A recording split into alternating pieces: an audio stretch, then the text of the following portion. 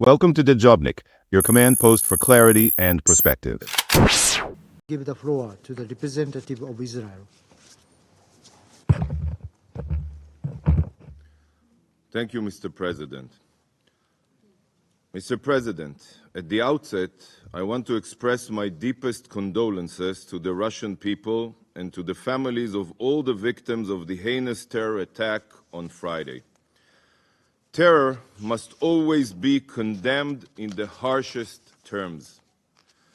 The Security Council was justifiably very quick to condemn Friday's terror attack in Russia, just as it was waited no time to condemn the terror attack in Iran against a police station back in December.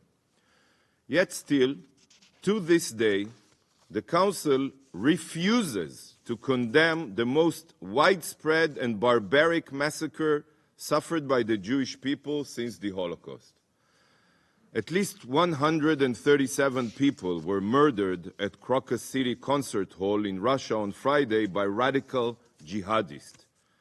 And yes, almost 6 months ago, nearly 400 people were murdered at the Nova Music Festival in Israel by the radical jihadists of Hamas. Why does the Security Council discriminate between Russians murdered at a concert and Israelis murdered at a music festival?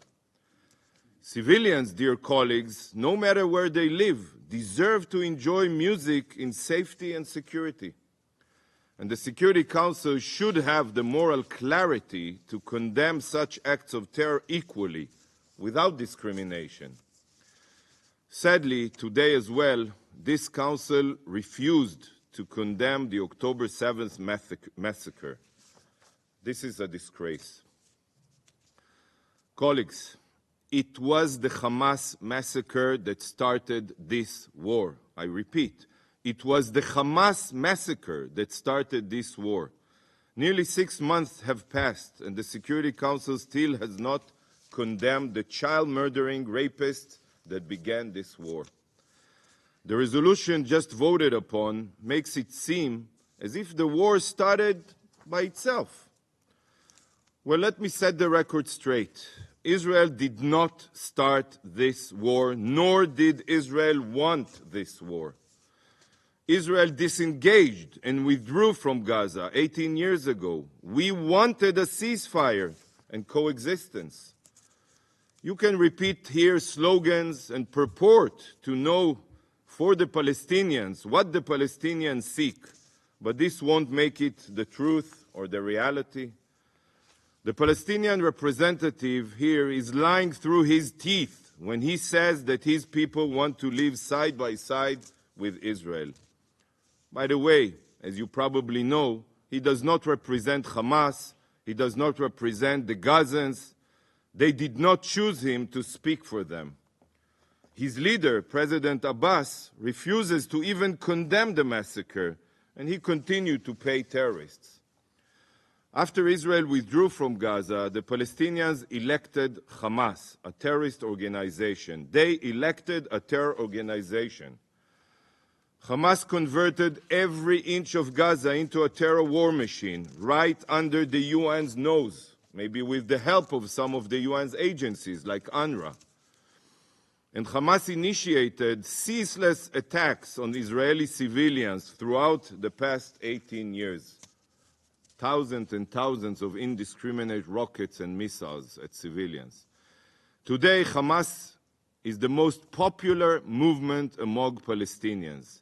And according to every poll, the vast majority of Palestinians support Hamas's massacre on October 7th, not only in Gaza, also in Judea and Samaria. This is the reality you should face and you should address. Colleagues, while the resolution fails to condemn Hamas, it does state something that should have been the driving moral force. This resolution denounces the taking of hostages, recalling that it is in violation of international law. Taking innocent civilian hostage is a war crime, and there is no arguing that this is what Hamas has committed. The release of the hostages should have been the #1 priority. When it comes to bringing the hostages home, the Security Council must not settle for words alone, but take action, real action.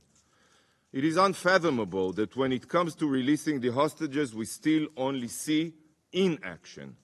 Not a single step has been taken by the Council, aside from symbolic words. Yet, when it comes to the situation in Gaza, the Council rushed to take action. You appointed a special coordinator and established a monitoring mechanism. The Council visited Rafah to see the aid shipments firsthand, and the Secretary General has already visited Rafah crossing twice. Why do our hostages not receive concrete action? What have you done to advance their release? Colleagues, following this Council's adoption of UNSCR 2712 and 2720, which both called for the release of all hostages, Hamas did not stop to even contemplate for even one moment.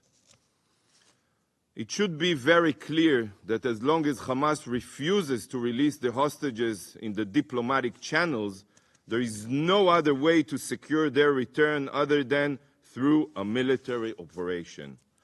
So on the one hand, the resolution says that taking civilian hostages is in violation of international law, yet, on the other hand, despite the fact that you know Hamas won't listen to your calls and release the hostages, you demand a ceasefire. Take a moment and think about this moral contradiction.